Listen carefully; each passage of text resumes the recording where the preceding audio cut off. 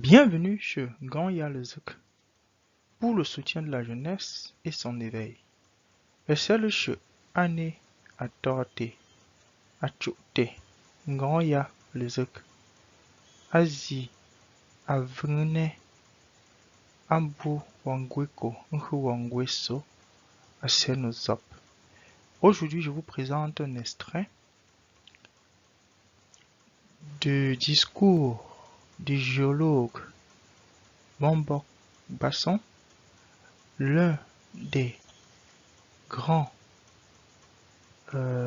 initiés au Cameroun, qui nous parle ou nous présente le discours africain de la méthode. Pour mieux apprendre, il faut écouter.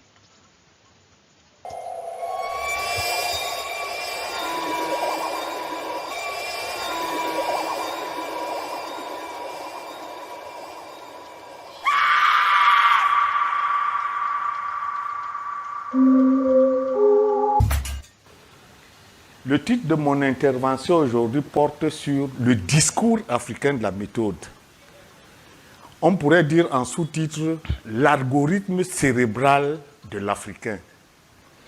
Pourquoi je parle du discours africain de la méthode?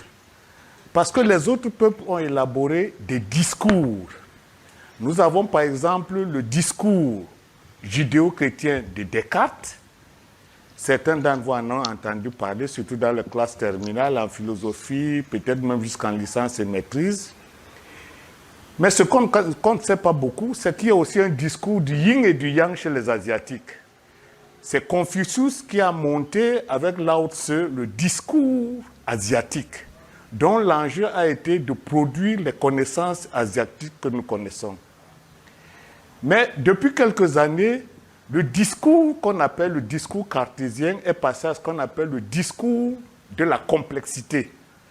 C'est Edgar Morin qui a établi le discours de la complexité parce que, en ce moment, les sciences actuelles prédisent que le modèle cartésien est dépassé. Or, nous n'avons pas, nous Africains, nous n'avons pas notre discours à nous. L'idée m'est venue lorsque nous étions au Cerdotola. Nous avons fait le Cerdotola en 2022. Et au cours du Cerdotola, le titre c'était « La nouvelle pensée africaine ». Dans mon intervention, je prétendais qu'on ne peut pas parler de la nouvelle pensée africaine si nous ne connaissons pas l'ancienne. Pourquoi faut-il connaître l'ancienne? Parce qu'aujourd'hui, nous sommes pour la plupart aliénés. Le discours que nous tenons, c'est le discours de l'Occident. Et nous avons tendance, même dans nos télévisions, à penser que c'est un discours qui est cohérent pour l'Afrique. Donc, chacun viendrait avec son modèle de discours africain et on assisterait comme ça à une sorte de melting pot où personne ne comprendrait ce que c'est que la pensée africaine, mais où chacun dirait pour lui en prétendant qu'il s'agit de la pensée africaine. Voilà donc ce qui m'a porté à faire ce PowerPoint sur le discours africain de la méthode, étant entendu qu'un livre est en préparation. Il sortira au plus tard dans moins de 6 mois. Donc, si vous voulez, pour le moment, ce discours-là que je vais tenir, c'est un discours sur l'image, à partir des images.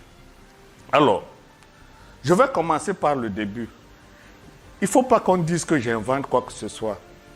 Nous partons des Africains eux-mêmes qui ont parlé de la pensée africaine. En l'occurrence, nous partons de l'Égypte ancienne.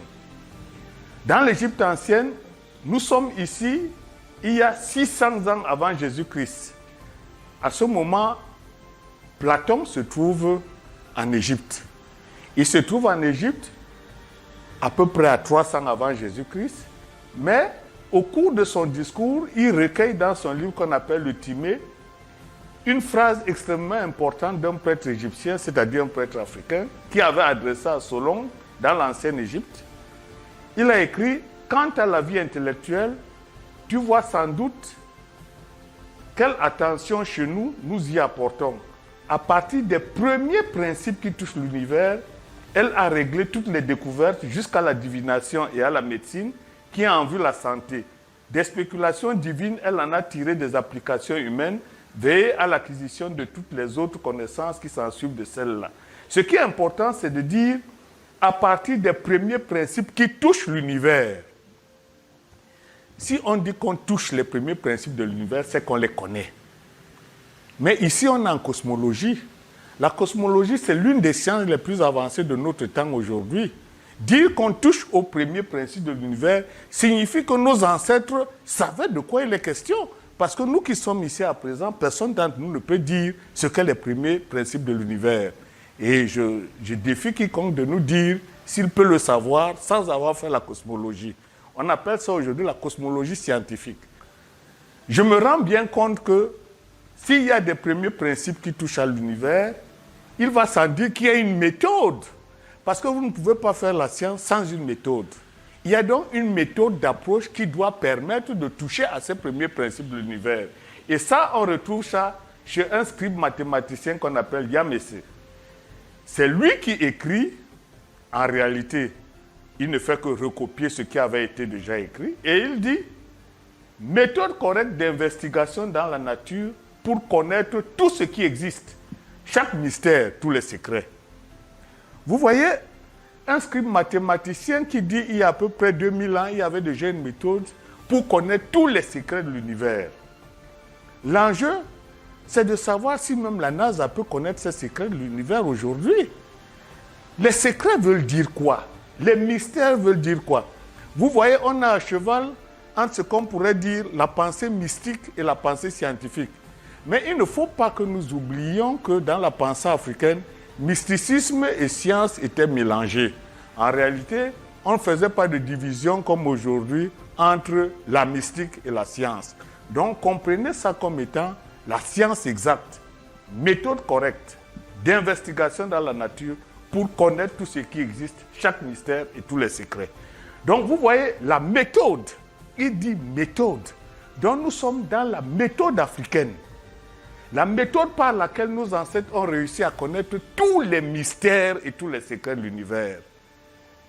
C'est très important parce que nous tous qui sommes ici aujourd'hui, on peut demander à chacun, à nos ingénieurs, et même aller jusqu'en Occident, poser la question, est-ce qu'il existe un seul savant qui connaît tous les secrets de l'univers? Personne ne vous répondra. C'est une impossibilité par ailleurs. La suite. Alors, je vais commencer par tâtonnement. C'est-à-dire que comme je ne maîtrise pas très bien de quoi il est question, je suis obligé de regarder les images parlantes de l'Égypte. Ici, nous avons, d'un côté, c'est les armoiries égyptiennes. D'un côté, à droite, on a Horus, à côté, on a Seth. Je me dis dans mon esprit que comme le hiéroglyphe dit, le Dieu qui se trouve dans le ciel et qui est définitivement incarné en vue de l'éternité, face au Dieu Seth, je rappelle que Seth c'est Satan, hein, c'est ce qui est devenu Satan aujourd'hui. Satan, qui est le Dieu sur la terre. Et ce qui est remarquable ici, c'est de bien voir qu'ils ont la même taille. Donc, Satan n'est pas un petit. Satan, c'est un gros Dieu, un grand Dieu, qui est même équivalent au Dieu qui est au ciel. Donc vous voyez ici, le Dieu du ciel et le Dieu de la terre sont équivalents. Mais l'avantage qu'on a ici, c'est qu'on vous montre qu'ils sont reliés par une mystique, par une sorte de liaison avec les plantes. Donc c'est cette liaison-là qui montre qu'on est dans le mysticisme égyptien. En réalité, il s'agit de l'initiation. L'initiation, pour conclure avec cette image, veut que chaque individu que nous sommes ait une partie de Satan en lui et une partie de Dieu en lui. Dieu étant entendu ici Horus. Donc nous sommes des individus qui sont ballottés entre Dieu Horus et Dieu Satan. Tous les hommes sont ainsi faits. À tout moment, nous sommes obligés de savoir quel est le bien et quel est le mal lorsque nous posons des actes. La suite. Ici, tout simplement, je vois que ça, c'est le président Julius Nyerere. Je me rends compte que le président Julius Nyerere a mis en place le rituel que nous venons de voir. Ce rituel-là mettait d'un côté Horus et Seth.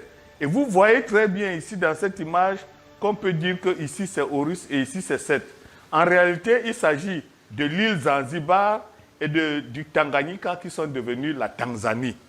Donc vous voyez très bien que même si Julius Nyerere n'a pas fait l'égyptologie, on voit bien que mentalement, il fait un rituel qui a eu sa place il y a près de 5000 ans. Et il unifie 2 territoires. Et ces 2 territoires, je crois que c'est un rituel qu'il fait, il le fait, et il montre très bien que par un rituel, on peut unifier 2 pays, 2 dieux, 2 territoires. On poursuit.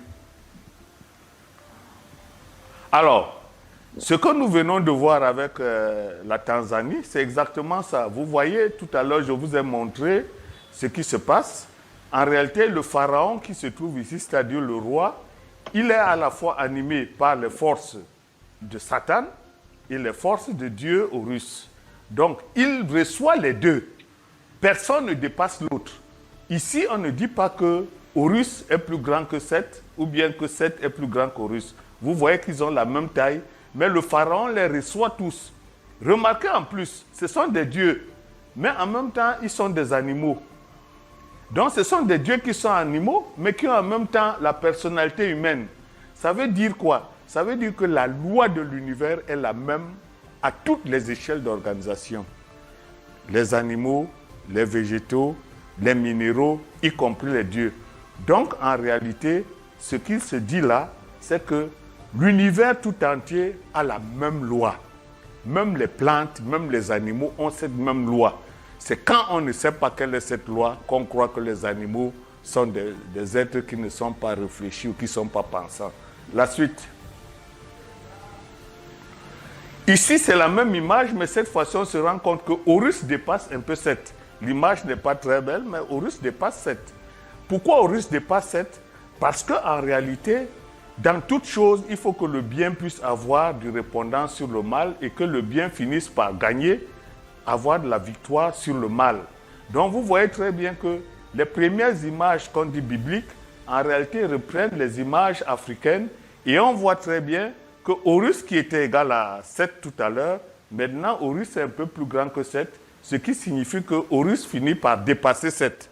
Donc dans tous les cas, ça veut dire dans notre langage aujourd'hui que le bien finit toujours par remporter sur le mal. Nous n'avons pas encore commencé à comprendre ce que c'est que la pensée africaine. Nous n'avons pas encore commencé à savoir quelle est la méthode africaine. Mais déjà, nous comprenons que la méthode africaine s'est fondée sur 2 approches, le bien et le mal. Ce n'est pas comme dans le modèle occidental où il faut chasser Satan, où il faut chasser le mal.